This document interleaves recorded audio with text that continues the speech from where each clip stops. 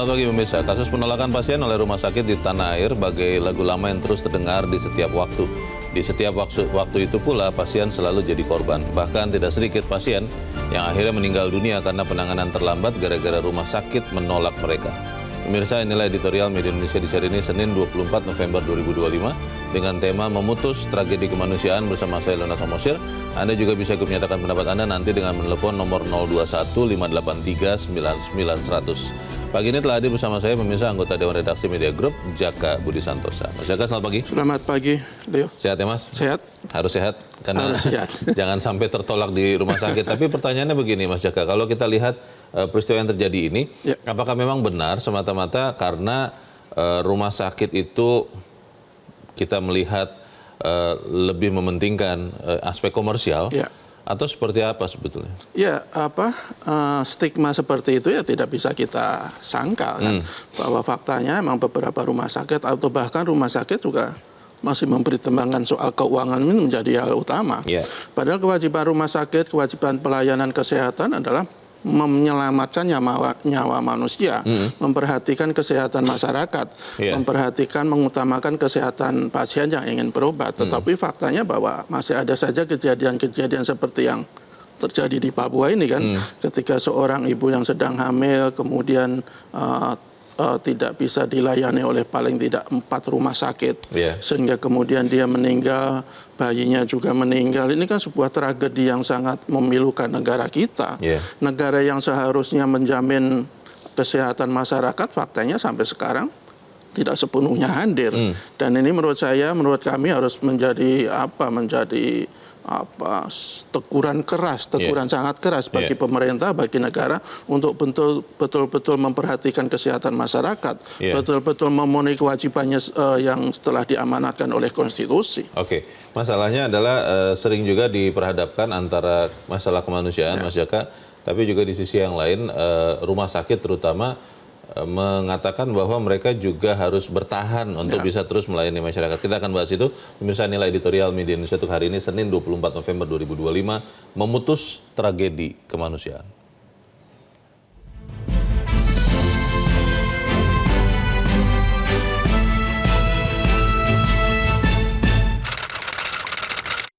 Memutus Tragedi Kemanusiaan.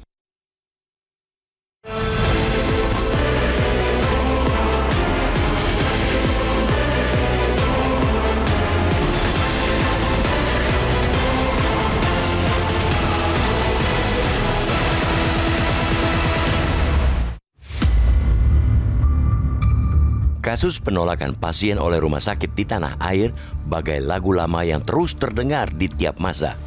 Pada setiap masa itu pula, pasien selalu menjadi korban. Bahkan, tidak sedikit pasien yang akhirnya meninggal dunia karena penanganan yang terlambat gara-gara rumah sakit menolak mereka. Saban terjadi penolakan seperti itu, apalagi yang memakan korban jiwa, pemerintah gusar dan mengeluarkan berbagai ancaman. Namun ibarat gertak sambal, ancaman demi ancaman itu tak juga mampu membuat tembok tebal penolakan luruh.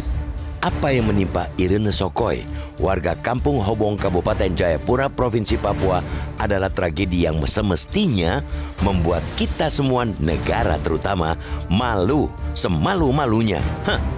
Malu karena negara nyata-nyata tak mampu melindungi warganya dari praktek dan sistem layanan kesehatan yang masih saja amburadul.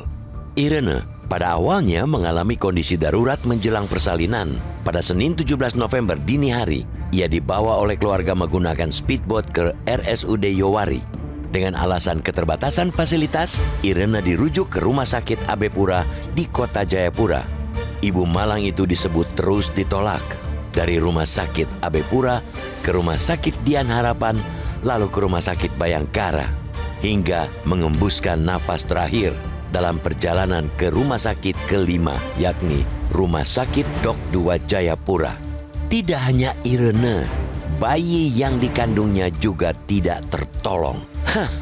Kisah tragis ini seperti mengulang kejadian sama pada 2023 yang menimpa Kurnaisi di Kabupaten Subang, Jawa Barat, dan Eva di Kabupaten Luwu Utara, Sulawesi Selatan. Kedua ibu tersebut juga harus kehilangan nyawa bersama bayi dalam kandungan mereka ketika akan menjalani persalinan. Itulah mengapa banyak yang menyebut tragedi Irene di Jayapura hanyalah puncak gunung es dari sengkarut sektor layanan kesehatan nasional. Sebetulnya banyak kejadian-kejadian serupa di daerah lain, tetapi hanya sedikit yang bergema di ruang publik. Mereka bukan semata korban kesalahan institusi, melainkan juga kemajalan sistem layanan kesehatan. Fakta yang berulang mengonfirmasi adanya ketidakberesan itu.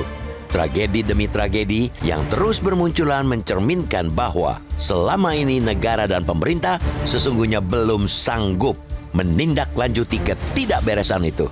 Ketidakberesan yang seharusnya diperbaiki, dibenahi, dan disempurnakan malah terus direplikasi. Akankah Irene dan bayinya menjadi korban terakhir?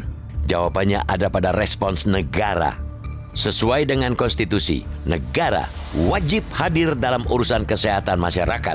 Undang-Undang 1945 pasal 28H dan 34 ayat 3 dan diperjelas dalam Undang-Undang nomor 17 tahun 2023 tentang kesehatan menegaskan bahwa warga negara berhak atas layanan kesehatan dan negara wajib menyediakannya. Secara praktis, Undang-Undang Kesehatan juga menyebutkan bahwa rumah sakit wajib memberikan pelayanan gawat darurat tanpa memandang status administrasi, kemampuan membayar, atau alasan lainnya. Karena itu, investigasi menyeluruh dari Kementerian Kesehatan serta pemerintah daerah terkait dengan kematian Irene mesti segera dilakukan. Investigasi yang komprehensif yang disusul dengan pengenaan sanksi kepada pihak-pihak yang terbukti bersalah akan memberikan efek kejut yang nyata bahwa persoalan kematian akibat penolakan rumah sakit bukanlah persoalan sepele. Itu setidaknya akan menjadi langkah awal untuk menyetop pengulangan tragedi yang sama. Namun, langkah awal saja jelas tidak cukup. Langkah selanjutnya yang harus dilakukan ialah merombak sistem yang terbukti belum cukup mampu memberikan perlindungan maksimal kepada masyarakat dalam hal kesehatan.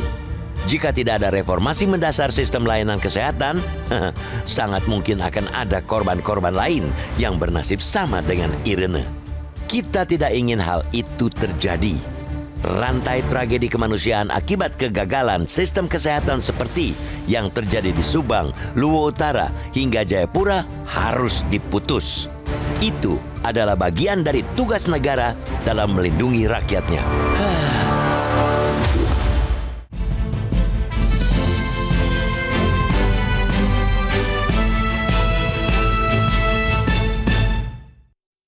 Di bagian berikut Anda bisa ikut menyatakan pendapat Anda, pemirsa, untuk saat ini tetaplah bersama kami.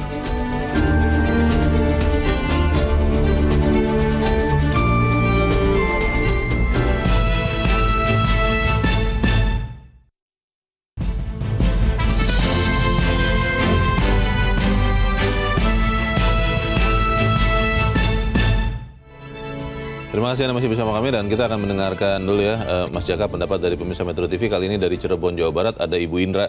Bu Indra, selamat pagi. Selamat pagi Bung Leonard Samosir dan Bung Jaka Budi Santosa. Assalamualaikum warahmatullahi wabarakatuh. Waalaikumsalam warahmatullahi wabarakatuh. Bagaimana Bu Indra ini kita bisa memutus tidak?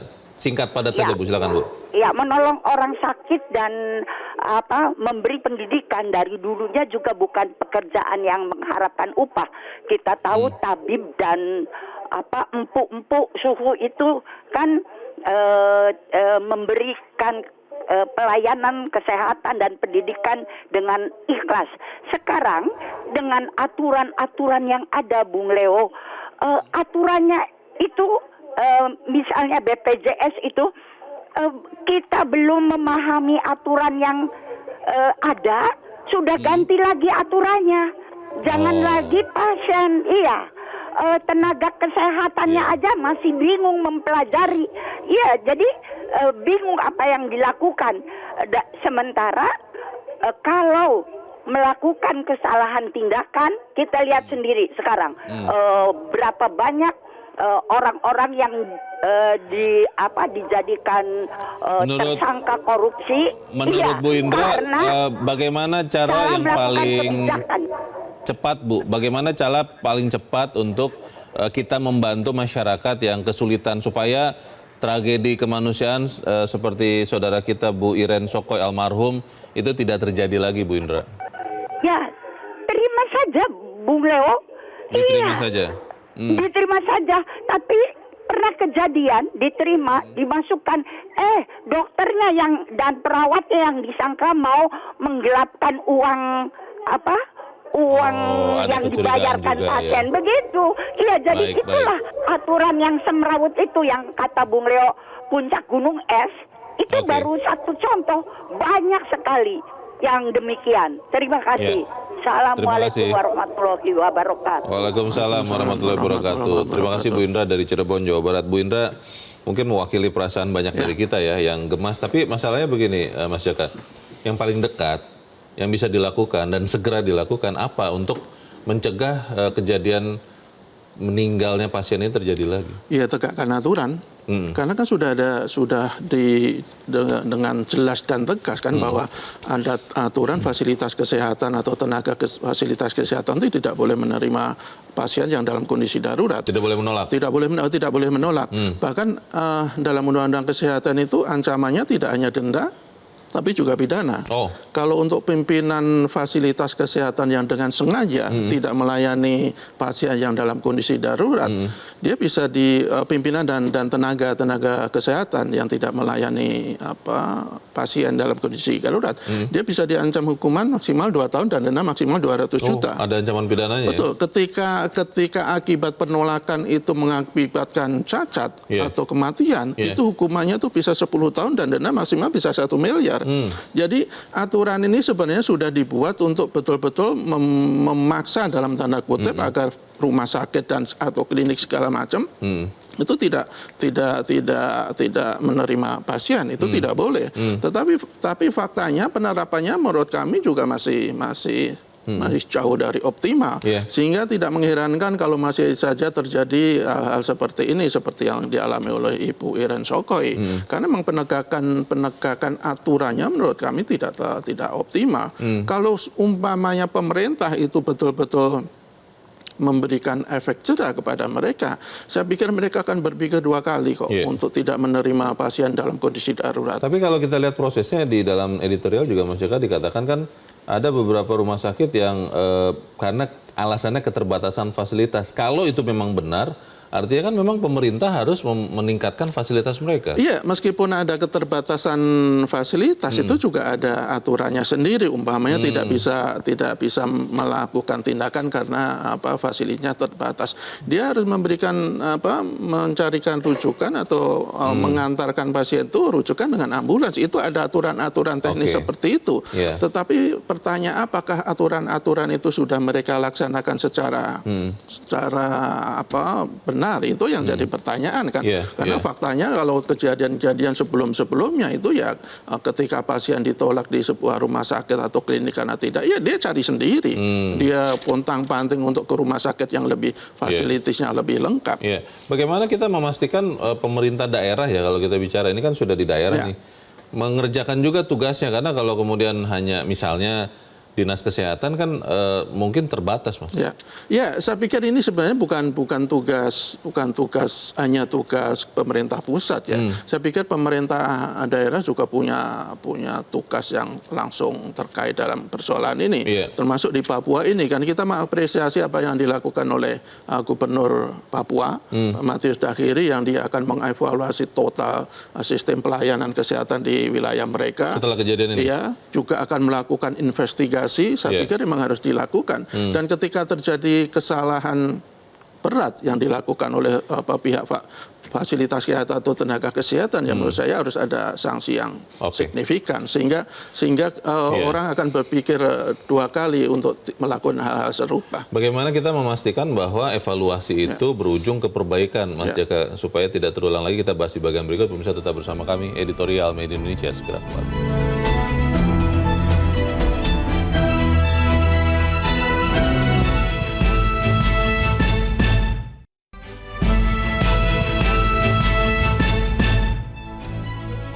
Terima kasih Anda masih bersama kami. Kita di bagian akhir diskusi kita pagi ini, Mas Jaka, untuk memastikan ya dalam waktu cepat ya. Dalam waktu cepat ini kan katanya sudah diinvestigasi oleh gubernur.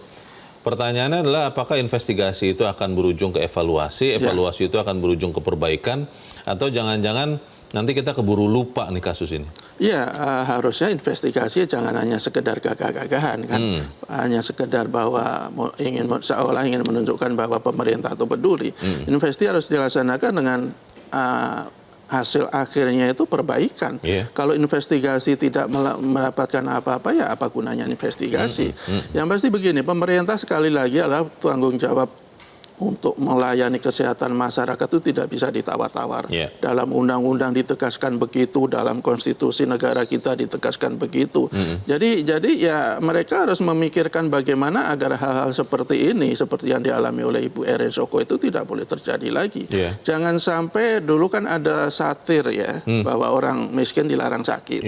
Itu seakan-akan itu sudah tidak ada, sudah tidak berlaku. Tetapi dalam kasus Ibu Erin ini ternyata orang miskin itu tidak boleh sakit. Masih terjadi lagi.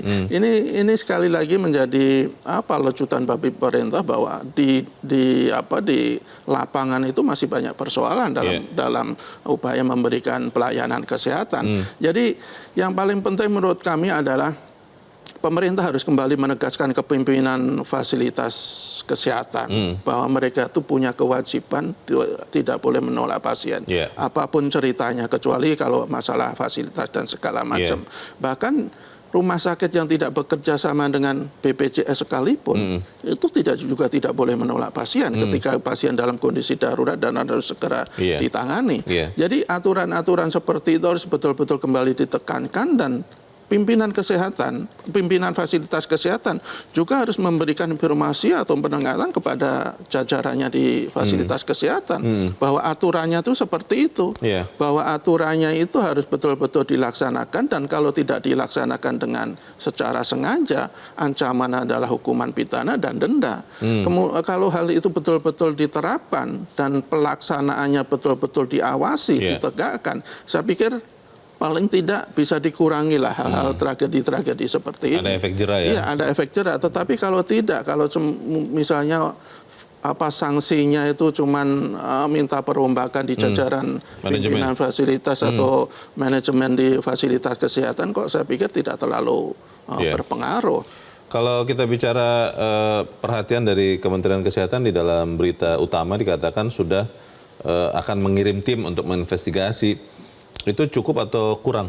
Ya, saya pikir tinggal keseriusan pemerintah saja. Investigasi penting, tetapi harus serius, harus memberikan hasil yang punya dampak signifikan. Tetapi kalau kemudian hanya investigasi, kemudian sambil menunggu masyarakat lupa akan ada kejadian seperti ini, ya saya pikir hal-hal seperti ini akan terus terulang. Dan harus kita ingatkan, ini kan kami yakin hanya satu dari sekian banyak kejadian. Puncak Gunung Es. Puncak Gunung Es, saya yakin masih banyak terjadi. Bahkan kalau kita lihat pengalaman-pengalaman sebelumnya itu tidak hanya di daerah pelosok, tidak hanya di daerah di luar Pulau Jawa, bahkan dulu di wilayah Jakarta yang sebenarnya fasilitas kesehatannya jauh memadai, itu masih terjadi lagi. Tidak hanya sekali, tapi beberapa kali. Kita harap Mas Jaka, apa yang kita sampaikan ini menyumbangkan bagi pemutusan tragedi kemanusiaan. Mas Jaka, terima kasih sama-sama sudah di tempat ini. Selamat pagi, Mas. Pagi. Bisa kita tidak ingin terjadi lagi tragedi kemanusiaan karena kegagalan sistem kesehatan seperti yang terjadi di Subang, Luwu Utara hingga Jayapura. Itu adalah bagian dari tugas negara untuk melindungi kita, rakyatnya. Saya Leonard Samosum, terima kasih Anda sudah menyaksikan editorial Media Indonesia pagi ini. Terus jaga kesehatan Anda, terus jaga nurani Anda. Selamat pagi, sampai jumpa.